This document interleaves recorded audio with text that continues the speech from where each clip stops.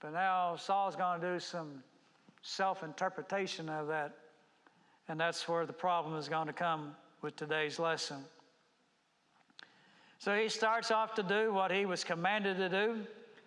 He's going to go and attack the Amalekites, what God said. So that wasn't the problem.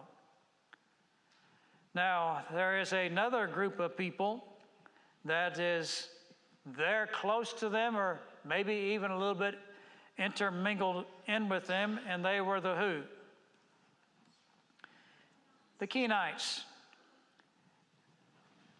But Saul is going to be told to spare these people. Why would they be spared? Yeah. It showed kindness to Israel when they came out of Egypt. So here's a group of people that's not all about death and destruction. Here's a group of people that was going to help out in some way. God saw that also. And so God said that these people will be spared. You give them the opportunity to leave. Now, I dare say if they would have decided to stay right there, same thing would have happened to them. But he gave them the opportunity to leave, and they took advantage of that opportunity. Why do you think they did that? I think they could have heard of what happened in Egypt. Sure they did. And all the destruction that God... Sure they did.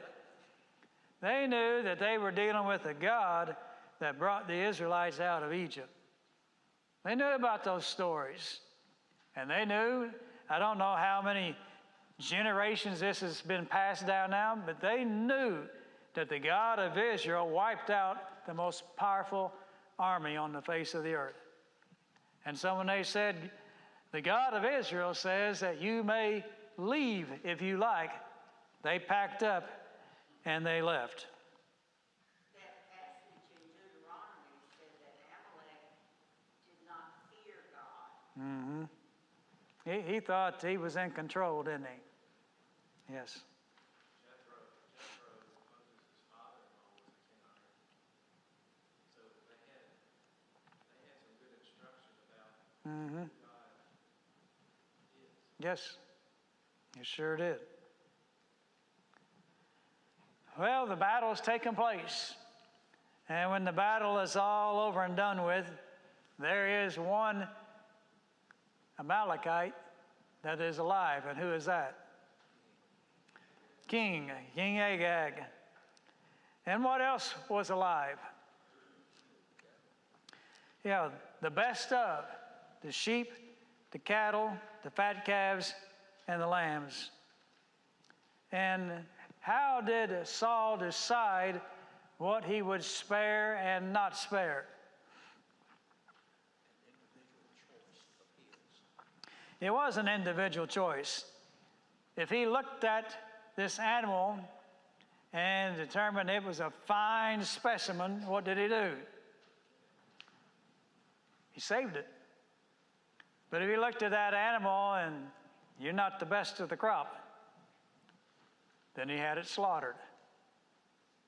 So here's two things. It's supposed to have killed every man, woman, and child, but there is one still alive.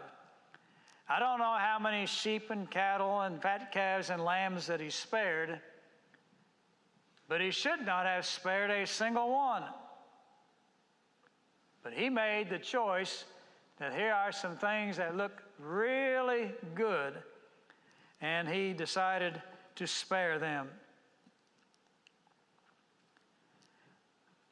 I asked the question that ties in with what we were talking about a little farther up. Why would God command that all people in a location, a city, or a group be destroyed? And I gave you an answer there in Deuteronomy chapter 20, verses 6 to 18. What was God concerned about? Yes, they are worshiping differently.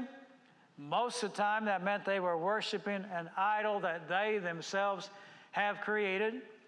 And he knew that if these folks were not spared, what would happen?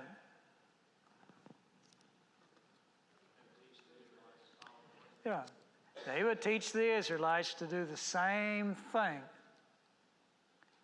And so not only are these people being punished for what they have done previously in their history, God is also saying that I know that the Israelites will fall to what they are doing if they are not removed. Is that still a concern today? We serve a jealous God. We do.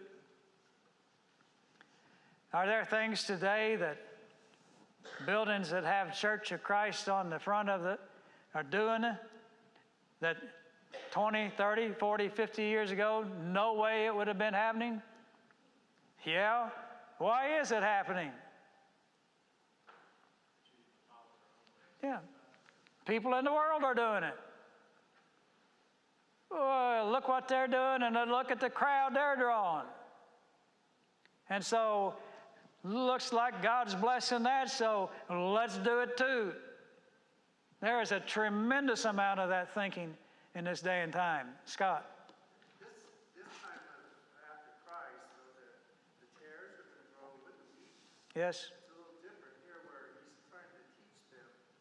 And let's remember, I mean, I had a hard time with this about the babies and all that. Yes. But what happened when it was the flood came? Killed everybody. Yes. Sodom and Gomorrah, everybody was wiped out. Yes. It's God's way of cleaning everybody, all that influence. And although we may kind of shudder at that, it's God's righteousness. It is. And I want to tell you something that I came across years and years and years ago, and it has stuck with me. Why does God do that? Well, you think about most of these societies that we're talking about here. How would you describe them in sexual terms? Very immoral. Very immoral. And do you know that in years gone by that they have literally dug up male parts, and they could tell from that day and time that nearly every one of them was infected with diseases? So